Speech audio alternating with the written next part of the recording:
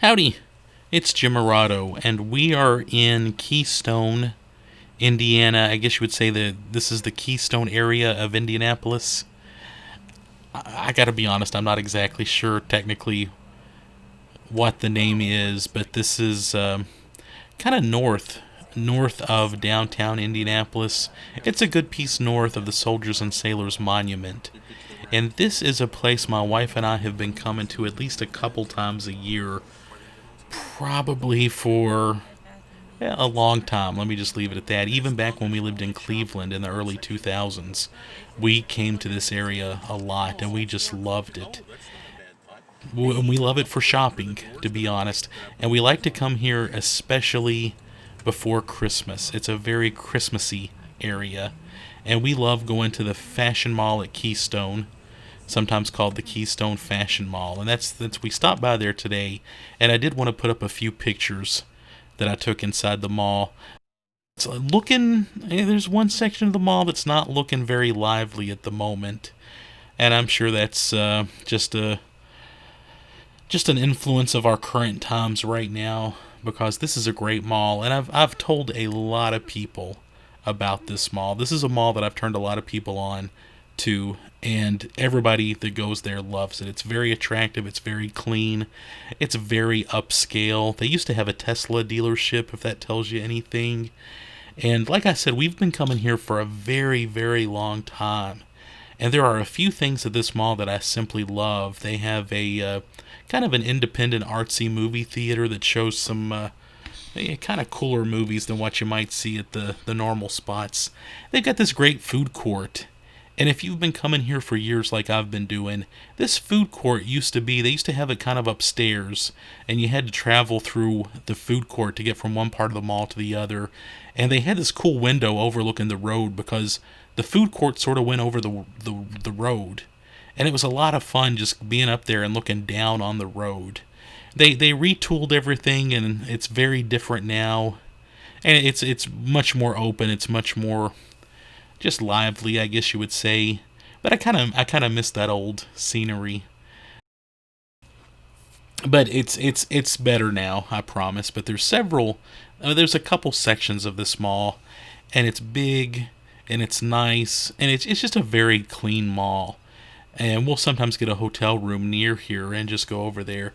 They used to have a David's Tea, which only lasted there for, I don't know, maybe a year or two. And I freaking loved David's Tea. I thought David's Tea was going to be the next Starbucks. It was a Canadian company, and it had a lot of momentum. But I think COVID kind of knocked it out. But this is where David's Tea used to be. You can still order it, but their little shops here and there are gone. And this is just a picture to kind of show you just how open and clean and nice and pleasant this mall is. And it's just a nice place to go. Yeah, I could go on and on about this mall, but like I said, this is just in a nice area. There are some nice bookstores near this mall. There's a Barnes and Noble close by that I like a lot. There's also a Half Price Books. There is the movie theater that I mentioned earlier, which is gated up at the moment, again because of everything going on in the world. And this makes me very sad though, because this movie theater is just awesome. And it's got a cool vibe. It's in a cool place, and it's a lot of fun kind of hanging out at this mall during the day, and then going to the movie theater in the evening. And I just like everything about this mall. And I like a lot of things about this area. We do a lot of Christmas shopping in this area, and in fact, we stopped here. This is from early November, 2020. We stopped here early on a Sunday morning, which I think is why the crowds weren't there. The crowd started to pick up as we left. But I just wanted to mention that mall because I love that mall. And then right by the mall is a very nice Barnes and Nobles. Again, I know it's a chain, but they have a nice local section. And this is just a big old spacious Barnes and Noble. And we're kind of driving back over towards that mall. Yeah, and this is there's a hotel kind of behind the mall that we stay at quite a bit. Just as a side note, one day we were there, and it's probably been a couple of years, and they have like a little bar down downstairs. Not really a bar, but kind of a sandwich shop area where you can get a sandwich or some soup or something to eat if you don't want to go out to a restaurant. It's really nice. Yeah, anyway, we started talking to this fellow beside us. Just seemed like a nice guy. I think he was getting some food for him and his wife, and just super duper pleasant. And we start talking, and we realize we're both from Kentucky. And he asks me if I've ever heard of Calhoun. And of course, I grew up around Calhoun, so we start chatting. And he was one of the Muster family who runs the funeral home there in Calhoun. And man, we start talking, and we know a lot of the same people. He knew exactly where my parents lived. It was just kind of nice. And I kind of feel like Indianapolis, and especially this area, is just kind of you might bump into somebody you know, or you have a link to. And we just really, really like this part of Indianapolis. We like Indianapolis a whole lot. Indianapolis is my favorite bigger city. When you're talking about big cities, this is it for me. I like Indianapolis. It's still sane. You can drive around Indianapolis and figure out where you need to go. It's a fairly easy to deal with town, for a bigger place. And up through here, again, we've been coming through here a lot. I've seen a lot of restaurants and other businesses come and go through some of these little strip malls on the left. Bookstore, I remember a couple of restaurants. This area does change quite a bit, but it consistently stays nice. So even if a business is gone that we used to like, there's going to be another business there to take its place. So I'm okay with that. Wanted to mention also, when it comes to Indianapolis, I like so much about Indianapolis. We used to come down to Indianapolis, and we would spend 3-4 nights, maybe over an extended weekend. And I still, if I've got a 3-4 day weekend, I kind of want to use that for a trip farther away than just 3 hours. Indianapolis is about 3 hours from us, and we've done it in a day trip before. We do it a lot, over just a weekend trip. But there's so many nice sections of Indianapolis, and it's hard to do. It's hard to do Indianapolis even in 3 or 4 days and feel like you've really done it. And there's so much about Indianapolis that I haven't done yet that I want to get to. I've never been to the racetrack.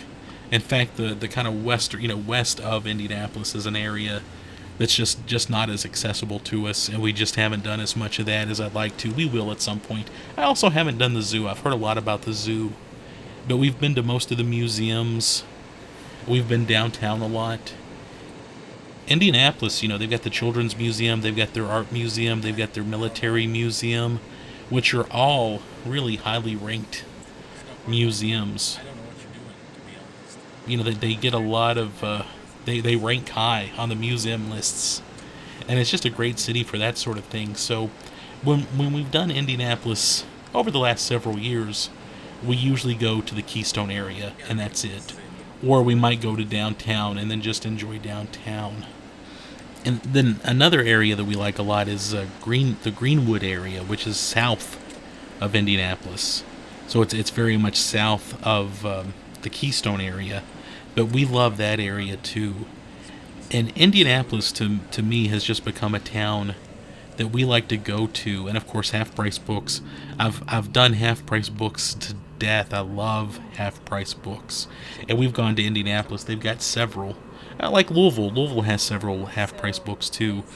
But we've gone to Indianapolis just to shop for books, and we'll do some other stuff while we're there. But it's just such a great area for everything. Yeah, I mentioned the Greenwood area. There's so many. We'll take some time off and just go to one specific spot in Indianapolis. That's something that we like to do. And you know me, I love baseball. I've never been into pro basketball or the bigger leagues of basketball and football, but I love especially minor league baseball, and they have the Indianapolis Indians, and we have spent a whole lot of time at Indianapolis Indians games, and they do. If you're into minor league baseball, that stadium and that team always ranks real high. Yeah, but honestly, we probably started coming to Indianapolis, especially sometime before Christmas.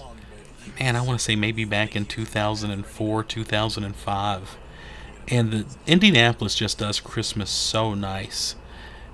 They really decorate their downtown nicely. They've got their cherub that they put out. At Google the Indianapolis cherub. That's one of my favorite things to see when I go to Indianapolis during Christmas time. They also decorate the Soldiers and Sailors Monument up like a Christmas tree, and it's just such a pretty town. And they've always done such a nice job, especially at Christmas. And Indianapolis to me is just, when I think of Christmas, I think of Indianapolis. And we started coming back like around 2004, 2005. I forget why, but we just, it was like, wow, they really do great with Christmas. So each year we just feel the need to go there at Christmas. I mentioned on my blog, kentuckytravels.blogspot.com, the Keystone Mall used to have, well, they always have Santa Claus. And every year I'd go take a picture of their Santa Claus and wave at him. And I've got a little story about that on my blog if you want to read it. But yeah, this is just a town I love, and it always makes me think of Christmas. And it's a great place to come to around Christmas time. So yeah, I just wanted to mention the Keystone area of Indianapolis.